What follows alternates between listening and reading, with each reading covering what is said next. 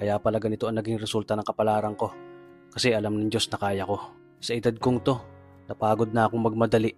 Kaya lahat ng ginagawa ko ngayon, ini-enjoy ko na lang. Siguro sa dami na rin ng aking pinagdaanan, napagtanto ko na ang buhay ay mas malawak at mas mahiwaga pa sa mga problemang dumarating sa buhay natin. Tumatanda na tayo, baka sa kakahabol natin sa masagana at maayos na buhay, ay hindi na natin na-enjoy ang buhay. Baka nabubuhay na lang tayo dahil nape-pressure tayo sa sasabihin ng ibang tao.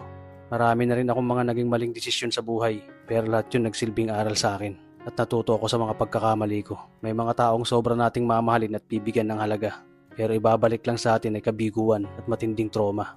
Kaya wag nating lilingunin ng mga taong tulad nila dahil mas payapa kapag hindi ka na interesadong malaman pa kung ano pang balita sa kanila. At wag mong idepende ang sarili mo sa kahit kanino.